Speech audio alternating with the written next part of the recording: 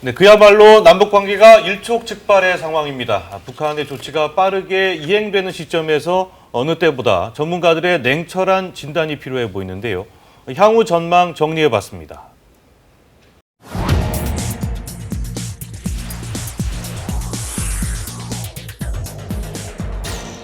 북한이 제한적 수준에서 대남 무력 시위를 할 가능성이 높기 때문에 남측과 북측의 군인들이나 또는 민간인들이 살상당하는 그런 상황은 북한도 상당히 조심스럽게 접근하고 있다고 봐야 됩니다.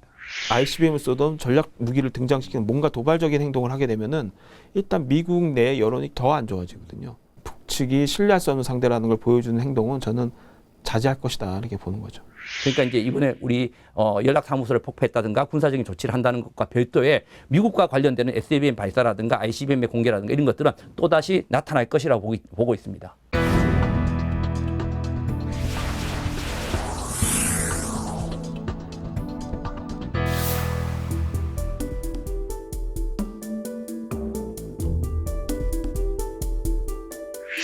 우리가 어떤 노력을 한다 하더라도 북한은 대북 전단살포 금지법 요구 이어서 아마도 한미 군사연습 중단 또 무기 도입 금지 등등해서 계속된 요구를 할 거라고 봅니다. 우리가 조급하고 우리가 북한에게 좀 저자세로 나가면 북한은 결코 우리에게 굽히고 나오거나 하지 않습니다. 한미 이간이 아니라 한미가 더 공고해지고 연합연습이 더 강력해지고 이렇게 되면 김정은이가 이 소용이 없네. 이거 안 되겠네. 이런 판단을 하게 만들어야 되거든요.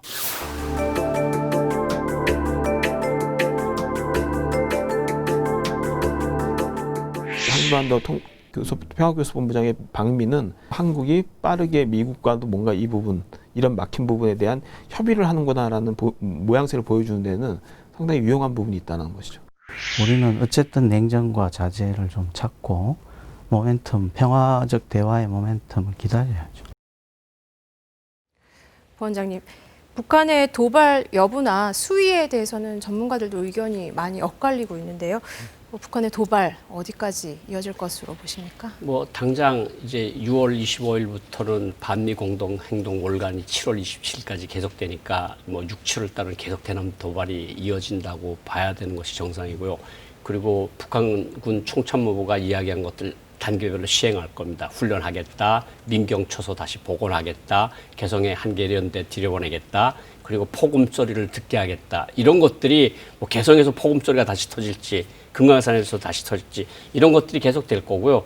그리고 북한은 올해 중요하게는 당창건 75주년이 10월 10일에 있습니다. 그리고 미국에서 11월 달에 대선이 있거든요. 저는 그때까지 북한이 의도적으로 계속해서 그 긴장 수위를 높여갈 것이다. 그러니까 우리가 움직일 수 있는 공간이 많지 않다. 그리고 북한 주민들이 격앙된 태도를 계속해서 반복해서 보여주는 것을 보면 북한이 어느 정도 이것까지 계속 이 긴장 수위를 계속해서 끌고 갔다는 생각을 지울 수가 없습니다. 네, 임 교수님은 도발 어디까지 이어질 것으로 보시나요? 북한 측에서 계속 이제 그 신호를 보내고 있지 않습니까? 그러니까 자신들의 그 군사 행동 계획은 우리가 어떻게 대응하느냐 거기에 따라 달려 있다는 메시지를 계속 좀 보내고 있는 거거든요. 우선 이제 전단지 문제 해결이 이제 어떻게 되느냐, 또 이 문제와 관련해서 여론이 어떻게 만들어지느냐, 이런 거에 따라서 저는 이제 도발의 어떤 속도라든지 이 강도가 우선 정해질 거라고 보는 거고요.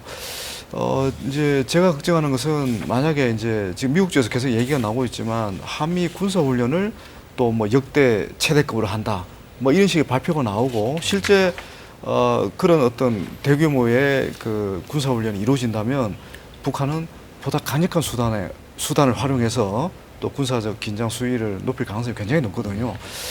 그러니까 지금 상황에서는 모든 가능성을 다 열어놓고 북한의 도발에 대비하는 것이 지금 적절하다고 일단 보여집니다. 네. 임 교수님, 그리고 또 이제 이도훈 그 외교부 한반도 평화교섭본부장 미국으로 갔죠. 이제 그 남북 공동연락사무소 폭파 이후 이제 갔는데 가서 이제 비건 국무부 부장관을 만났죠. 이거 어떻게 보십니까? 지금 상황에서 어떤 도움이 될 수 있을까요? 지금은 이제 우리가 경험하지 못했던 남북 관계의 위기 상황이라고 네. 봅니다. 그런 상황에서 지금 미국 측하고 우선 지금 정세에 대한 그 정보를 우선 이제 공유할 필요성이 있는 것이고, 그리고 이제 한미 간에 어떻게 공동 대응할 것인지를 아마 신속하게 협의할 어떤 그런 필요 때문에 미국을 지금 바로 방문했을 거라고 봅니다. 근데 이제 지금 그 우리 정부 입장에서는 어떤 식으로든 북한의 군사적 도발을 억제하는 게 지금 우선순위라는 판단을 했을 가능성이 굉장히 높고요. 그리고 이제 두 번째는 지금 그 북한이 요구하고 있는 여러 가지 그런 그 요구사항들이 있기 때문에 이제 그런 부분들과 관련해서 또 미국과의 협의를 시작하는 게 또 적절하겠다 이런 판단도 하는 겁니다. 그러니까 그러니까 북한에 대해서 강경 메시지도 보내고 또 북한이 요구하는 그런 문제에 대해서 우리가 또 긍정적으로 검토할 수 있는 그런 어떤 그 제스처도 보여줌으로 인해서 어떤 좀 강한 측면, 어떻게 보면 이제 군사적 추가 도발에 대해서는 또 강경하게 대응하고 또 필요하면 대화 협상으로 또 문제를 해결할 필요성이 있기 때문에 그런 양 측면을 모두 준비하기 위해서 미국에 간 것으로 저는 평가를 합니다. 네, 결국 우리 정부의 그 운신의 폭이 넓지 않은 상황에서 미국과 중국을 어떻게 우리가 다루느냐, 그거에는 전문가들이 다 동의하는 부분이 있는 것 같은데요. 우리 정부가 할 수 있는 조치 어떤 게 있다고 보시나요? 사실 이제도 말씀을 하셨는데 미국과 이제 이 정세 인식이 공유를 해야 될 겁니다. 그리고 어떻게 대처해야 되는지 공동으로 대처할 방안, 그건 미국하고 이야기를 해야 될 거고, 또 이런 제재 상황에서도 북한이 더 큰 도발을 하지 않게끔 하기 위해서 우리가 할 수 있는 안들은 무엇이냐, 이런 것도 미국하고 해야 될 것이고, 또 중국은 북한이 또 후방이라고 북한 사람들이 이야기를 하는 거고 북한이 뒷배라고 이야기를 하니까 아마 중국하고도 이야기를 해서 한반도 정세 격화는 중국의 안정에도 절대로 도움이 안 된다. 중국 국경의 안전에도 도움이 안 되니까 중국 쪽에서도 좀 역할을 해서 김정은 위원장, 김여정 제1부부장 좀 다운을 시켜줬으면 좋겠다. 이런 여러 갈래의 외교들이 꼭 지금 필요한 순간인 것 같고요. 지금 남북 간에는 별로 할 만한 것이 없어 보입니다. 지금 북한 상황을 봐서는 남북 상황보다는 우리가 중국을 통해서 미국을 통해서 이렇게 돌아가는 외교적 해법도 찾아보는 것이 좋지 않을까 이런 생각을 합니다. 네, 임 교수님은 제안을 해주신다면요? 지금 당장은 어떻게 보면 이제 위기 관리가 필요한 것 같습니다. 그러니까 북한의 추가적 군사 도발의 명분이라고 할 수 있는 전단지 문제를 어떤 식으로 저는 해결해야 된다고 봅니다. 이 전단지 해결 문제는 사실 단순하게 이 전단지 문제 해결 자체에만 그치는 게 아니라 향후 이 남북 대화라든지 남북 협상 재개와 관련된 중요한 모멘텀이 이 부분에서 전단지 문제 해결 과정에서 만들어질 수 있다고 저는 보기 때문에 우선 이 문제를 해결하는 게 지금 단계적인 과제라고 보여지고요. 그리고 이제 어떻든 그 2018년에 남북한 정상이 만나서 합의한 4.27 판문점선이라든지 9.19 평양 공동선언을 진짜 이걸 어떻게 이 부분을 어떻게 할 것이냐, 이걸 정말 이걸 이행해야 될 것이냐 말 것이냐, 이런 부분도 이제 고민해야 될 시기라고 보는 겁니다. 저는 당연히 이제 이 합의서는 이행해야 된다고 보는데, 이 합의를 이행하기 위해서 우리가 지금 극복해야 될 과제들이 한두 가지 아닙니다. 한마디로 이 합의를 이행할 수 있는 능력을 기르는 게 굉장히 중요하거든요.